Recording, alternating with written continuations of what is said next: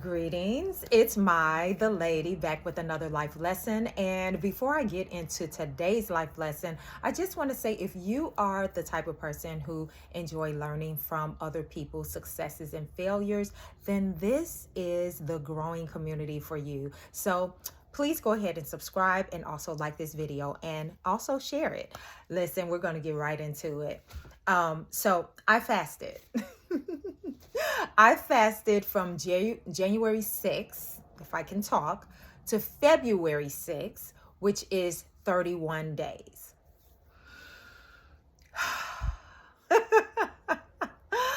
Listen, I did not know what to fully expect because this was the first time that I did this type of fast. And let me tell you exactly what I did. I did eat, okay? It wasn't a water fast, okay?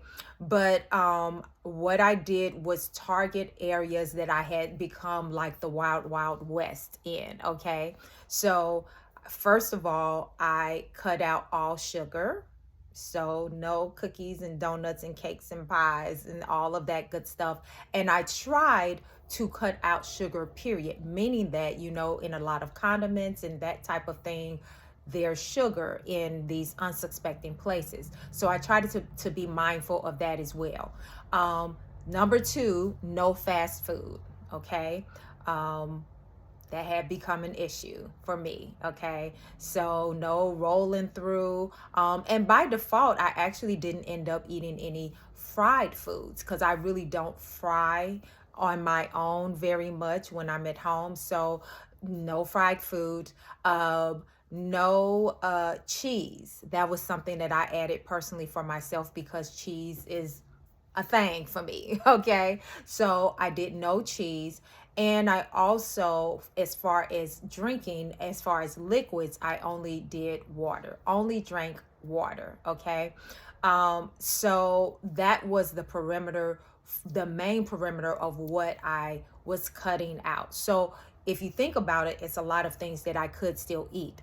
But the other caveat was that I was fasting for 17 hours and then had a window of eating. So we can call that intermittent fasting, but it was a little bit more extensive than that, okay? Because I had specific boundaries around it. So 17 hours of fasting a day, and then that small window of, I believe, is like 8 hours of eating. Okay, so each day I would either stop, depending on if I started eating at 12 p.m., then I would stop eating by 7 p.m. If I would start eating by 1 or even after, I would stop eating by 8 p.m. So my goal was to not eat ever after 8 p.m. Okay, so we're going to get into some of the reasons why some of those boundaries were in place. This is what happened. And this is what I discovered during this 31 day. Now, I have done cut out certain things for 31 days. So I have actually gone without cheese for a month. I've gone without corn or corn products for a month, but I've never done this quadruple multitask hit of no sugar, no fried foods, no fast foods, no, all of that. Okay. So that was different for me. The first thing that I learned was that I can do hard things.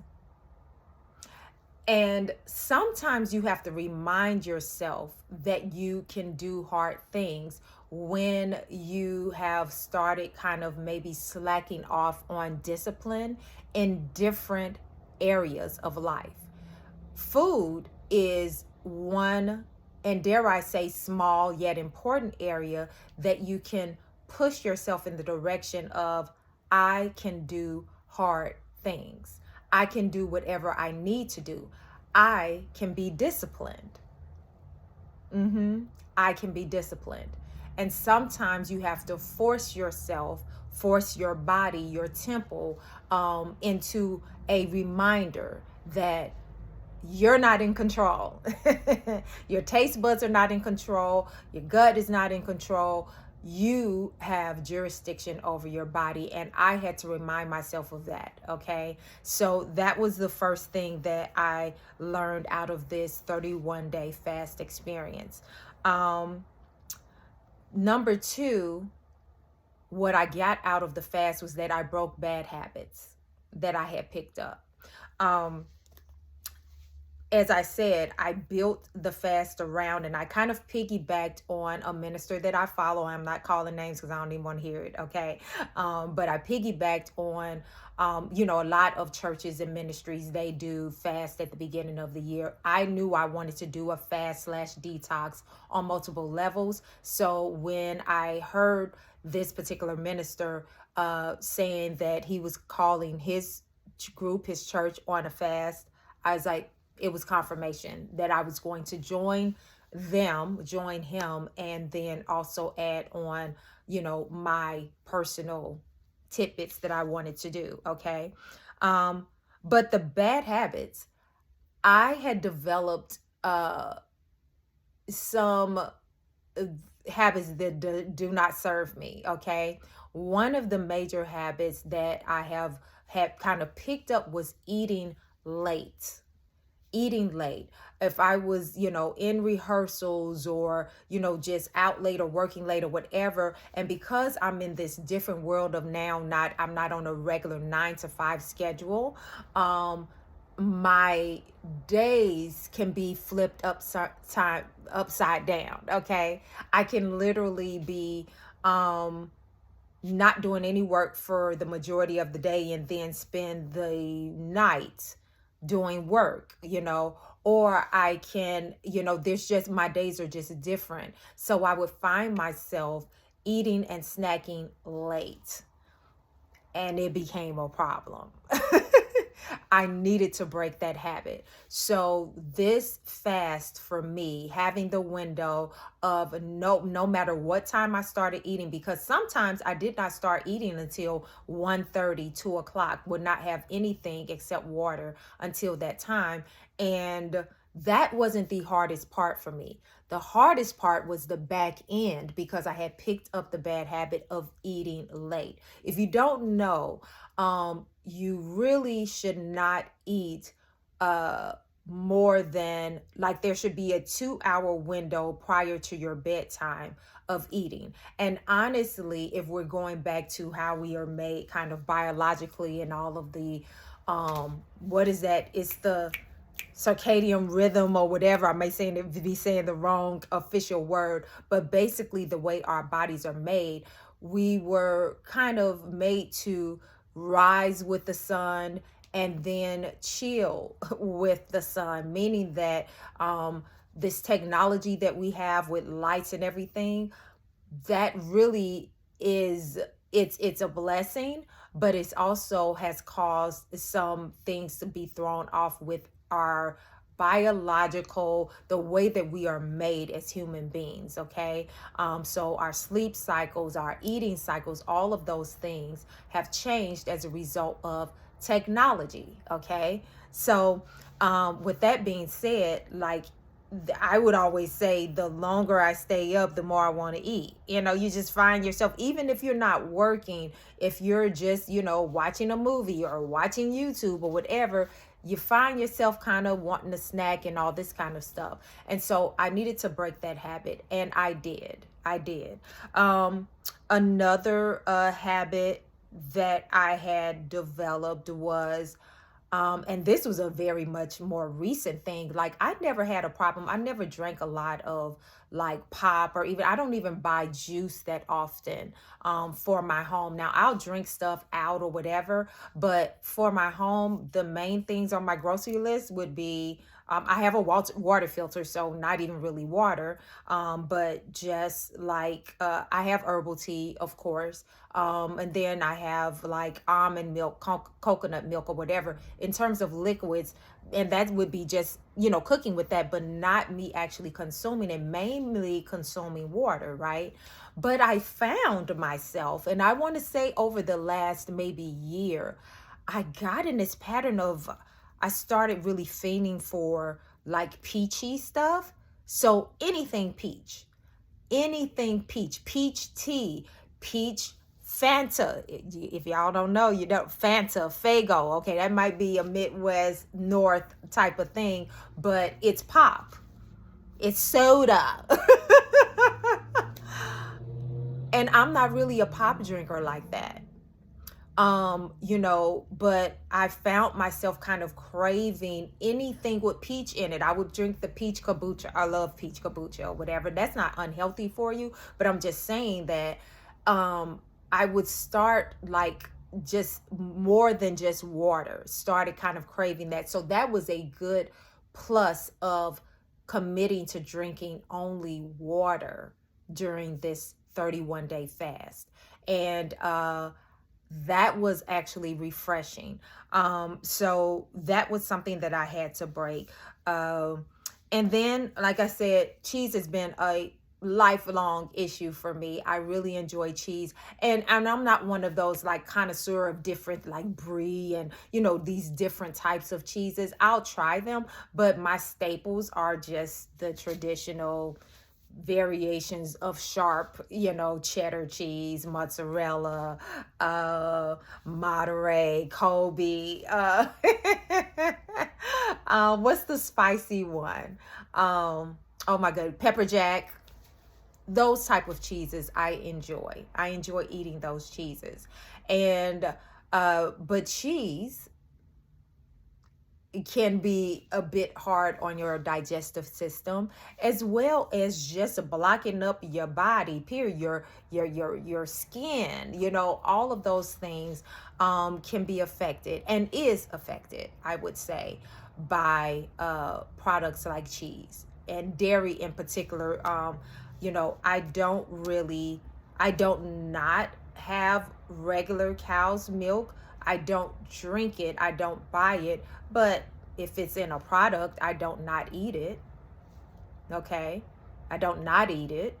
So I'm not one of those type of people, but there's certain things that I buy for my household that are non-dairy, and that's what I stick to for that. But if you happen to eat out a lot, or you enjoy different types of, pastries or this and that, then you are getting those things into your system, whether you cook it or have it in your house or not. Is getting in there some type of way, right? So this was something that I needed to kind of fall back on. I needed to give my system a rest, a reset, a recharge. The other thing was that I needed to become more disciplined. There is a place for telling yourself no. Yourself no. And we're talking about food here. But some of us need to tell ourselves no about some of the things that we buy. Some of the clothes and the shoes, some of the gadgets. No, you don't need that right now. Or you don't need it at all. That is not good for you. No, you don't need to sleep with that person. No, you don't need to place that bet, gamble. I know we're about to go into the Super Bowl, so there's a lot of sports betting going on. No can be a lifesaver, actually. So I personally, for me, I needed to rein in on the discipline, okay? What I also discovered were some of the other positive effects of fasting. When I say that, I'm reading a book, and I didn't bring the book in here with me, but it's called Fast Like a Girl. I'll post it after the fact, but Fast Like a Girl. And it's Dr. Mindy Peltz. And really, I'm still reading the book, but I follow her on YouTube, etc. And I did grow up fasting because my mother was very health conscious when we were children. And so we would fast at least one meal one day a week. It usually was Wednesdays, if I remember correctly. But my mother was aware of the benefits of fasting back then. And then when it got out of just the health realm, and she became deeper into the church. It's, when we were growing up, then there would be periodic spiritual fasts, okay, where you would go a whole day, like 6 p.m. to 6 p.m. or something like that, where you were fasting, and it was for spiritual reasons. So, but with this, I really was aware because it was such a long period of time. And I did some more studying. I was aware of the benefits of fasting. Our bodies really were made such amazingly by God, right? To heal itself. Our bodies are made to heal itself. And so that's not just physical things that are going on with us, but also mental things. So fasting actually helps with brain fog, with mental clarity. I personally found myself sleeping better, and guess what? Dreaming. They say that we all dream, but I think some people dream more than others. And I think the biggest difference is that some people are more spiritually sensitive, and so they remember their dreams. I used to dream much more, but I realized that I was so cloudy, not only physically, but in my soul. Okay. Now, somebody understands what I'm saying. I was cloudy in my soul. So I wasn't able to fully, it was like, yes, I have that connection with God. I was, that has never been broken, but there was some oppression on it. Okay. And so for me, this fast definitely helped with my spiritual sensitivity and me having certain dreams and being able to retain those dreams. And I want to say that I really feel like towards the last week of the fast, I definitely had some spiritual experiences, which of course I'm not going to share because it's more private, but I had some spiritual experiences and communications during the night seasons. I think that even David, I want to say in Psalms, he talked about that God speaks to him in the night seasons. And the night seasons basically means when you're asleep at night. And so for me, I do believe that God communicates a lot in that time frame because there's more of a peace, or should be, and there's not as much distraction. Okay. But we can all be still distracted even in our sleep. That's why a lot of us don't get quality sleep during this fast. And again, it took 3+ weeks for me to really feel a breakthrough in that area. And I wasn't going for a breakthrough in that area, so to speak. I mean, I wasn't even really aware of it, but it happened. Okay. So that was a positive effect. I felt a difference in my energy levels. Sometimes you can just feel so freaking sluggish. Have you even felt it's like you are just like consuming things, but it's almost in a deadhead way at this point. You're not even getting full enjoyment out of it. You're just kind of tired of eating. I think that if we observe even our animals and our pets, I know I used to have a English bulldog, right? And we would give him like a plate. Now, don't talk about that, no judgment. But we would, during the holidays, we would make him a plate. And he would gobble that plate up, Lord. He would tear that food up. But guess what? He wouldn't eat for probably 3 or 4 days after that. Instinctively, he knew, I don't need anything else in my system. I need to let my body rest and reset. But as human beings, who we're supposed to be both the most intelligent beings walking around this place, we just keep on going. We keep on stuffing, stuffing, stuffing, even as we're feeling miserable, even if we're not getting as much enjoyment out of it. We almost don't even realize how to really enjoy a good meal, or even taste the taste of food, the taste of something to drink, because we're just so used to consuming. It takes the pleasure out of it. It takes the processing and the nutrients out of it.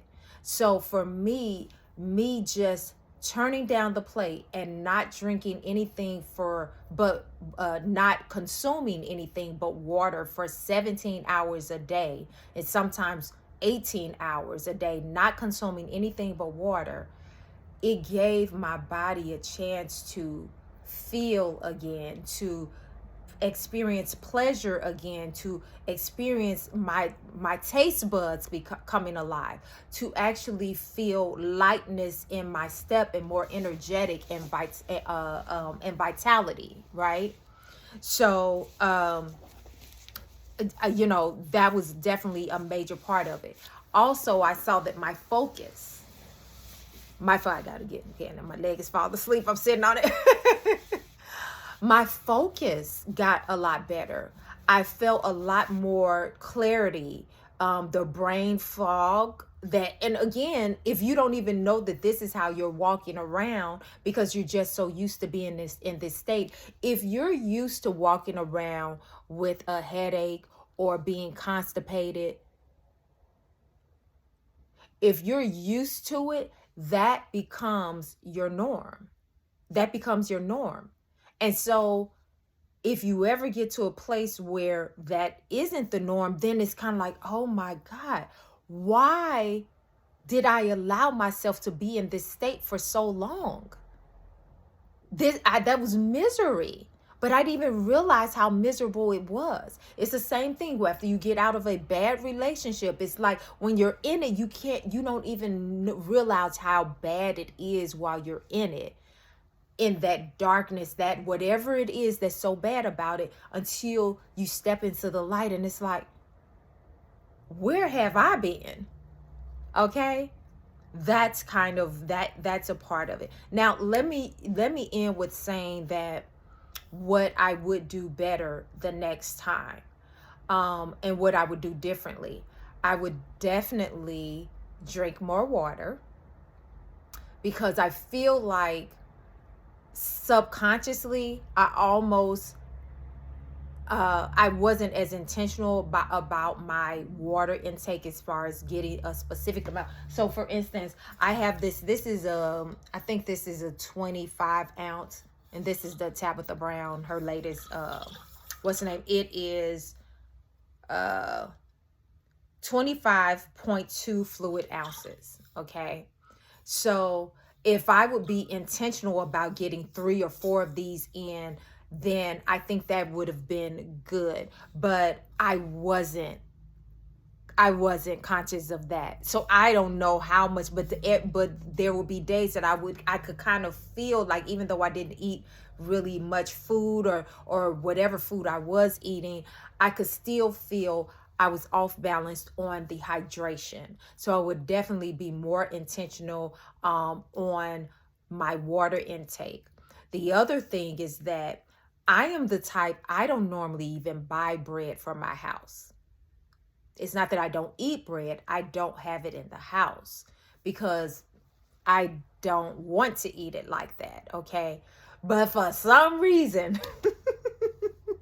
right before I started this, I bought a loaf of sourdough bread. It was the 3 ingredient variety, which is the more healthier variety. So because bread was not off the table, as long as it didn't have sugar in it, I could eat bread, okay? And I could eat something like sourdough bread.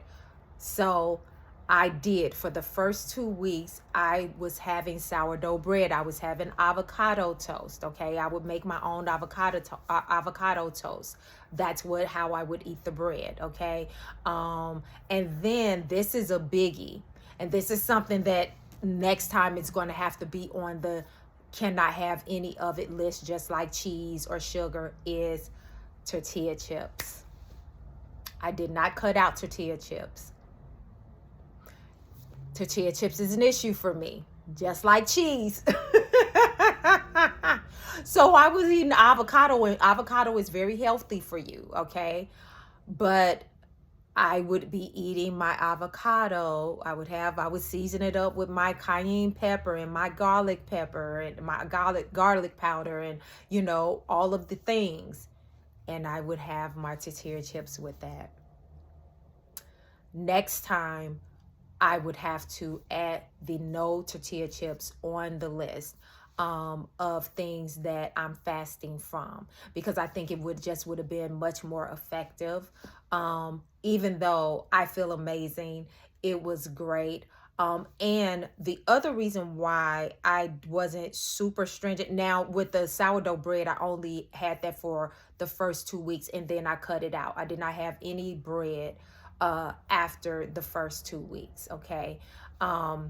So I feel like that this was very beneficial for all of those reasons, but I also wanted to do it in a certain way where it wasn't super depriving, because I was looking to break certain bad habits that I picked up, which means that I'm looking for a lifestyle change. And not, okay, I'm back to business as usual. It's no, cheese is not on the grocery list every time I go to the grocery store. No, I'm not eating at 9, 10, 11 o'clock at night, because I've broken that habit. Like, these were lifestyle changes. Yes, I'm primarily drinking water. That doesn't mean I don't have my peach tea every now and then, but I had gotten crazy with, like I said, I don't even drink pop like that, but I was finding myself on this like fiending for just the pop. Here's a hack for people that have a issue with drinking pop. Okay, pop is soda water, soda, wherever part of the country you're in. Okay, we call it pop here. If you can start weaning yourself off of a pop addiction, okay, by, if you want to get 100% juice, whether it's orange juice, pineapple juice, whatever type of juice, put about this much in the glass, and then get a sparkling water, a sparkling mineral water, something, a Perrier, okay, and fill up the rest of it with the sparkling water and drink that. And I'm telling you, it'll kind of satisfy that need for that kind of punchy drink, how with the sparkling part. And then you can begin to wean yourself off of the sugar. Pop is very bad for you. Even the zero, the sugar free, all of that stuff, all of that's probably even more trashier than regular pop, is the ones that's supposed to be sugar free and all of that stuff. They got all kinds of chemicals and stuff in it. So really is imperative that you begin to wean yourself off of that. A nice other replacement is kombucha. And they have different brands. Lean away from the ones that have the added sugar in it, because there are some kombuchas that have added sugar in them. I think it's the Synergy brand or the GTS or something like that, but they have a peach a peach kombucha that I promise you, like, when I have that, it's as satisfactory as having a peach Fago or a peach Fanta. Okay. Here's the other thing, and this really will be the last thing. We have to take care of our temples, not just our bodies physically, but our mental health. Do you know that certain foods, including sugar and all of this other negative stuff that we eat, it affects our moods. It contributes to anxiety. If you are a person that you're having all kinds of mental health issues, anxiety issues, you can't get your butt into gear, you have certain goals, but you just can't seem to get yourself going, turn over the plate. Go on a fast. I promise you. Yes. Will it be challenging? Yes, it will. But if you determine and commit that I am going to take, you can start with, I'm not going to eat anything before noon. I'm just going to drink water, and I'm not going to eat, just start with that. I'm not going to eat after 8 p.m. or 9 p.m., especially depending on whatever your current lifestyle is. If you're a person that's your norm anyway, then you might just need to, I'm going to go 24 hours with drinking water only, and see how that affects you. Yes, it is going to be challenging. Now, let's not even, so what? You can do hard things. You'll discover that you can do hard things. Stop giving yourself the excuses. Listen, we just had the music mogul, Irv Gotti, passed away at 54 years old. And he had a stroke, okay? But he has suffered with diabetes for years. He was very transparent about his health issues, right? I was just having a conversation with a friend of mine. And also, I will let you know that there were a few people that joined me on this journey. And we were kind of being accountable to each other, but there was also, I made sure that I wasn't leaning and depending. I shared with other people what I was doing, but they chose to join with me. But I was going to do it if nobody else did it. Because guess what? I needed to. Sometimes you have to get to the point where you're tired of how you're living. You're tired of what you're experiencing. So it doesn't matter what anyone else is doing. You got to do it for yourself. Because if you end up getting yourself in a position where you're now dealing with chronic disease and illness and just a low quality of life, no energy, brain fog, having all kinds of health ailments. There's people that walk around with frequent, like, migraine headaches. We may see that as just a word, but people that suffer with that junk, it is miserable. It is miserable to walk around constipated, where you cannot go to the restroom. Do you realize that we are supposed to be going to the restroom pretty much every time we eat? The process of digestion is supposed to end with the result of you hitting that porcelain and being able to release what was not used in the body. But because we're putting so much trash in the body, then the body is not operating properly. There are people that go days without going to the restroom. So things like this that is preventable, people losing their lives way too young. Irv Gotti was 54 years old. And yes, you may have, genetic predispositions for, high blood pressure or diabetes or whatever. But I will say, especially us, Black community, we say a lot of this, but if we look at our family culture, usually of what we came up eating and what we continue to eat, or maybe we came up, eating healthy, and then we was like, I'm free now. I'm about to just eat whatever I want to, and the body suffers for it. And now you suffer, and by default, the people who love you suffers. It's a domino effect. We got too much to do.